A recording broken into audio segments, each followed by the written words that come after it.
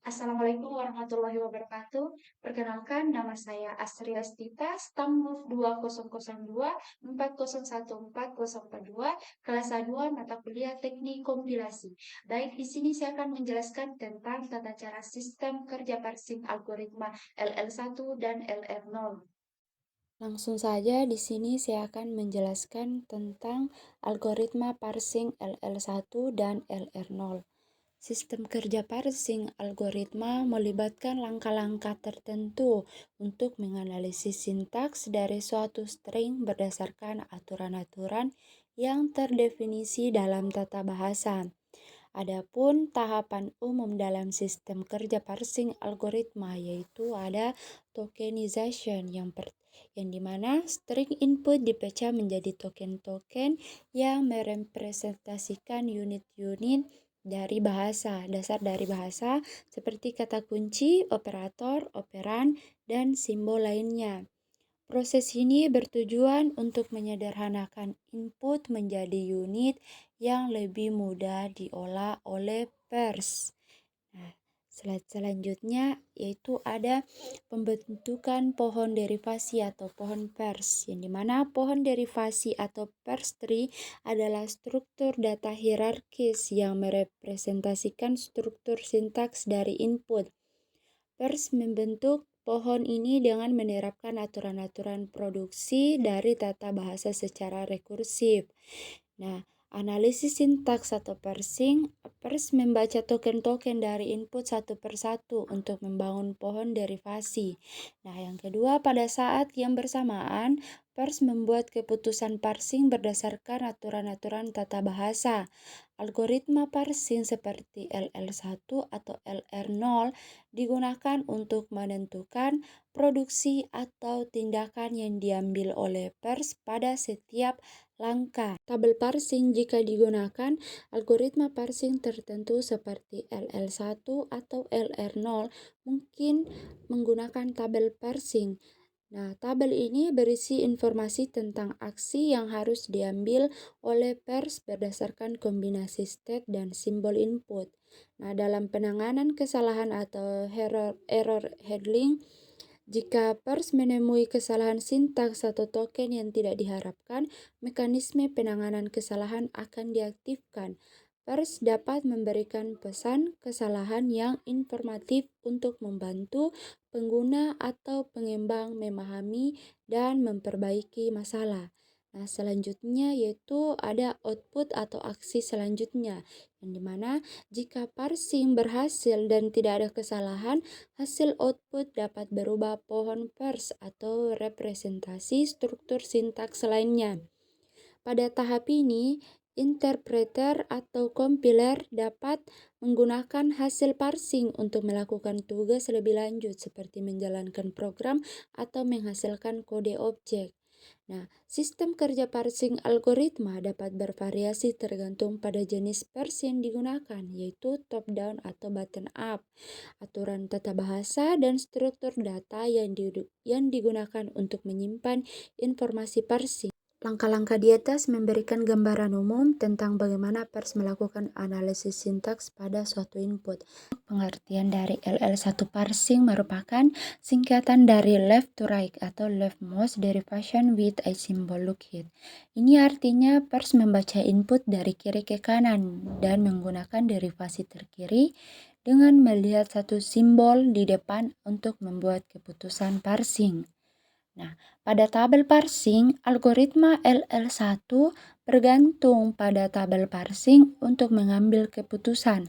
Tabel ini dibangun berdasarkan aturan produksi dari tata bahasa dan simbol yang dilihat di depan. Nah, adapun proses parsing di sini yaitu pilih produksi yang sesuai dengan simbol saat ini yang ditumpukan dan simbol saat ini yang diinput. Nah, ulangi langkah tersebut sampai seluruh string dianalisis atau ditemukan kesalahannya. Baik, di sini saya akan menjelaskan tentang tata cara sistem kerja parsing algoritma LL1 dan LR0 parsing. Langsung saja, algoritma LL1 merupakan algoritma parsing tanpa backtracking atau algoritma yang sudah menggunakan prediction. Kemudian untuk algoritma LL1-nya sendiri yang pertama itu mengacu pada proses input dari kiri ke kanan. Berarti kita akan memeriksa inputan itu adalah dari yang sebelah kiri ke sebelah kanan. Dan untuk L yang kedua itu juga penelusuran dari pasif paling kiri untuk setiap string. Jadi kita akan turunkan juga sama dari yang sebelah kiri dulu.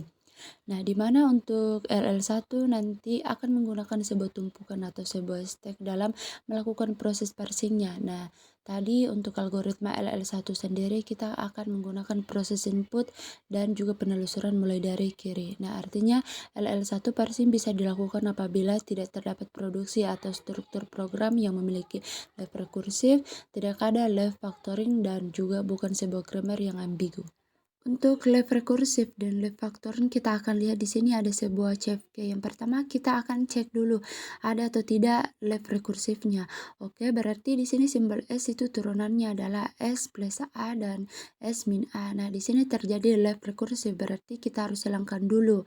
Menghilangkannya berarti tinggal S, maka yang sisanya saja dulu berarti A plus S. Kita tambahkan dengan variabel yang kita sebut S aksen, kemudian A min S dan S aksen, kemudian B kali A dan S aksen. Nah, kemudian untuk S aksennya sendiri kita definisikan itu adalah terjadi left rekursif.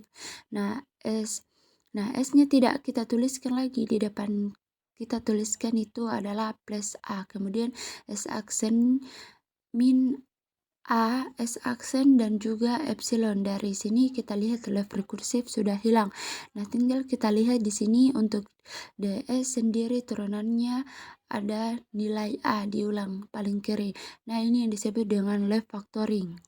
Nah, untuk menghilangkan left factoring jadi sama saja berarti SA-nya di sini kita akan ambil. Oke, A ini kemudian kita akan tambahkan variabel lain karena ini masih dalam simbol S. Kita sebut saja double aksen.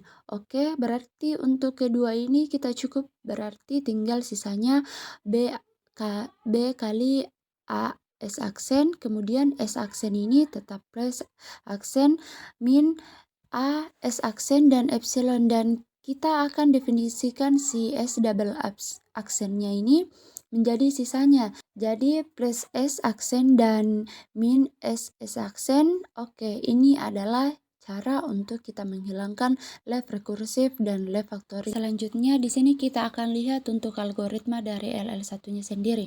Misal di sini ada sebuah CFG yang kemudian kita akan cek untuk string ID plus ID. Di sini kita akan terima atau kita tolak untuk stringnya. Oke, yang pertama kita tetap cek untuk left rekursif dan left factoring. Jika ada kita hilangkan dulu. Nah, jika sudah tidak ada kita akan cari first dan follow-nya.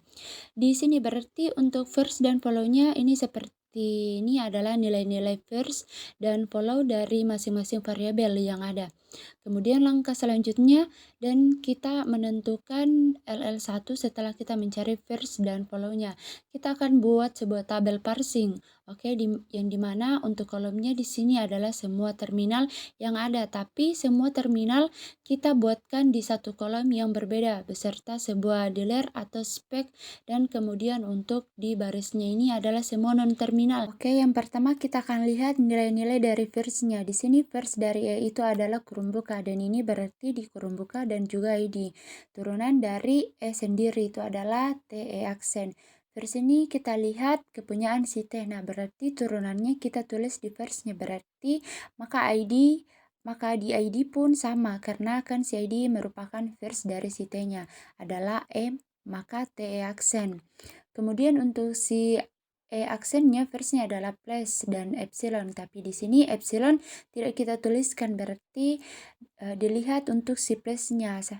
Nah, untuk si plus-nya berarti turunannya adalah plus. Yang pertama kita tempatkan aksen maka plus, kemudian untuk si T sama first-nya adalah kurung buka dan ID, berarti dia atau punya V berarti si kurung buka dan ID. Kita akan punya si turunan ini, berarti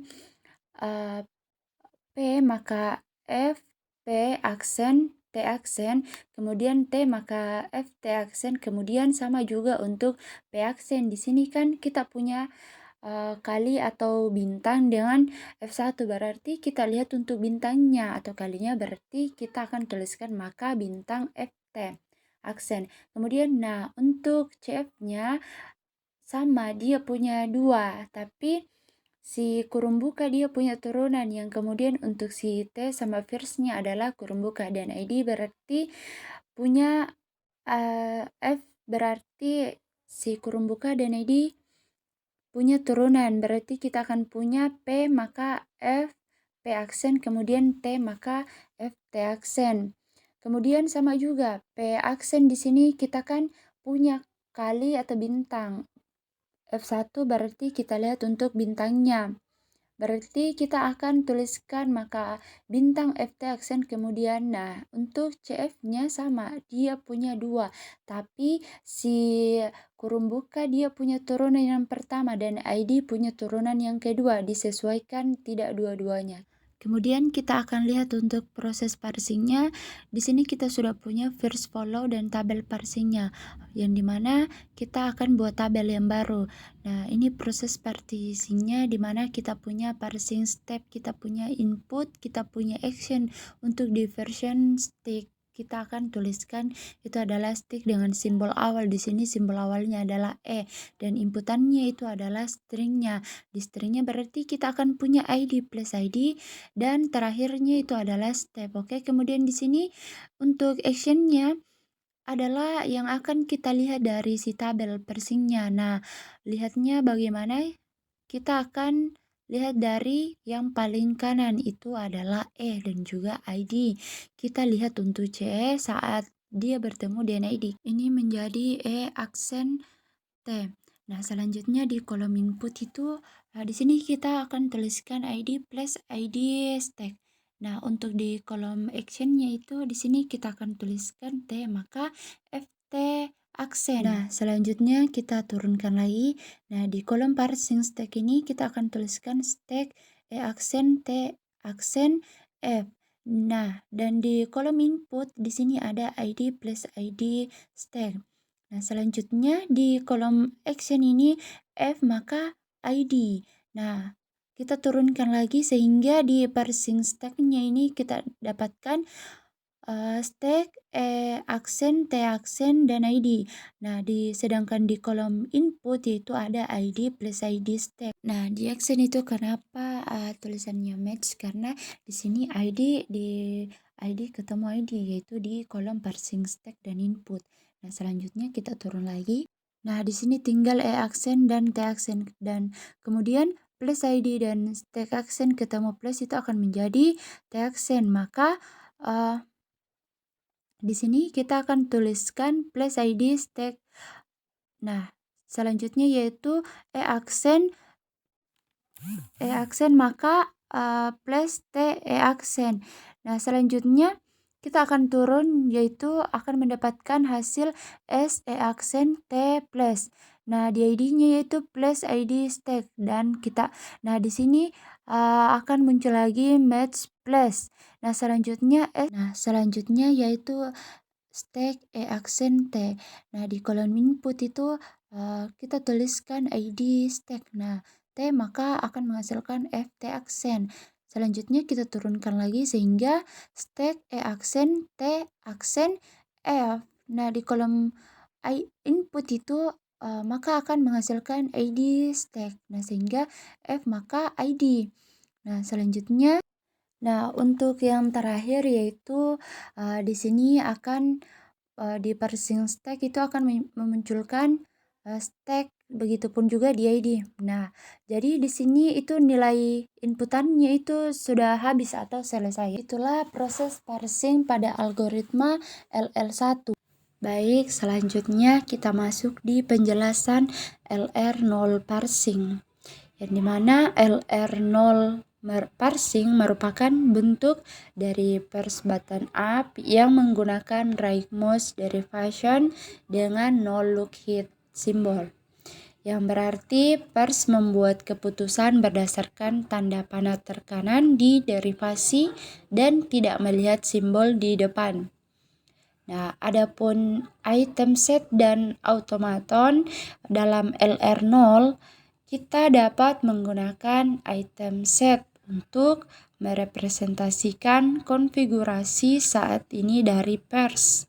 automaton LR0 itu digunakan untuk menggambarkan transisi antar item set. Selanjutnya di slide berikutnya yaitu ada tabel parsing. Tabel parsing LR0 dibangun berdasarkan state dan simbol input yang memberikan aksi atau perpindahan ke state berikutnya. Adapun proses parsing yaitu pindahkan tanda panah ke kanan, lakukan aksi shift atau reduce berdasarkan tabel parsing. Ulangi proses ini sampai mencapai keadaan final. Nah, adapun kedua algoritma parsing ini memiliki kelebihan dan kelemahan masing-masing.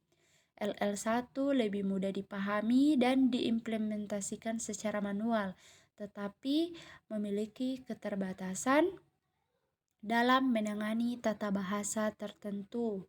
Sementara untuk LR0, parsing lebih kuat dan dapat menangani tata bahasa yang lebih kompleks, tetapi tabel parsingnya itu lebih sulit untuk dibaca dan dihasilkan secara manual. Nah, langsung saja di sini saya akan menjelaskan tentang tata cara sistem kerja parsing algoritma LR0 parsing. Nah, contoh soal di sini ada CFK yang dimana S maka AA dan A maka A kecil, A besar atau B kecil. Nah, yang dimana di sini kita akan mencari nilai string yang dimana yaitu A kecil, B kecil, dan B kecil. Nah, selanjutnya langsung saja. Di sini kita akan memanggil S maka A besar dan A besar. Nah, untuk mencari diagram transisinya, di sini kita akan membuat variabel baru seperti pada tampilan di layar. Nah, adapun langkah pertamanya yaitu adalah I0 yang dimana yaitu ada S aksen maka S yang kemudian kita berikan dot di sebelah kirinya untuk memanggil variabel berikutnya. Nah, selanjutnya turun S maka dot A besar yang dimana di sini kita memanggil dari CFG-nya. Nah, selanjutnya kita turunkan huruf karena ini variabel, masih ada variabel, jadi kita turunkan lagi sehingga di bawah ini menghasilkan A, maka A kecil dan A besar, dan tidak kita lupa kita simpankan kata dot lagi di sebelah kirinya. Nah, sehingga di sini kita turun lagi B dan dot di sebelah kirinya, yang dimana di sini artinya sudah tidak ada lagi variabel, atau di sini sudah menghasilkan terminal, artinya sudah selesai. Setelah diagram transisinya selesai, kita akan lanjut di tabel parsingnya, yang dimana di sini terdapat kolom dan baris. Nah, di kolom di sini terdapat tulisan action dan go to. Nah, adapun di kolom action di sini yaitu kita akan memasukkan nilai terminal, yang dimana di sini nilai terminalnya itu 3, yang dimana yaitu A kecil, B kecil, dan stack. Nah, untuk go to-nya itu kita akan memasukkan nilai variabelnya ataupun nilai besar, huruf besar, yang dimana yaitu S dan A besar. Nah, di kolom di baris di sini kita akan memasukkan sampai dari variabel awal sampai di variabel terakhir. Nah, di sini kita mendapatkan variabel dari variabel 1 sampai variabel 6. Makanya di bawah itu sampai nomor 6. Nah, adapun di sini untuk penilaiannya sudah kita lihat seperti ini, yaitu pada kolom action di sini terdapat 2 proses, yang dimana yaitu ada shift dan reduce. Nah, yang dimana di sini shift itu akan berlaku untuk action jika step yang kita punya itu bukan step akhir atau posisi dotnya belum di sebelah kanan. Nah, jika dotnya sudah di sebelah kiri, maka di sini kita akan menggunakan reduce action. Setelah kita selesai mencari tabel parsingnya, selanjutnya di sini kita akan melanjutkan, yang dimana di sini di kolom input itu terdapat nilai string. Nilai string yang sebelumnya yaitu A kecil, B kecil, dan B kecil. Nah, selanjutnya di parsing stack. Di sini kita mulai dari button up, kita akan memasukkan nilai 0 atau di nilai transisi awal kita. Yang selanjutnya di sini ada 0 bertemu dengan A kecil. Kita lihat kita akan lakukan shift, kemudian pergi ke I3, yang artinya kita akan lemparkan si A ke dalam parsing stack-nya. Berarti di tulisan actionnya yaitu shift maka I3. Nah, selanjutnya yaitu, kemudian setelah A-nya sudah berada di parsing stack, kita akan pergi ke step 3, yang dimana di sini action yaitu shift maka I3. Nah, selanjutnya yaitu di parsing stack-nya stack 0 A kecil 3 A kecil 3, sehingga di sini nilai shift actionnya yaitu menghasilkan shift maka I4.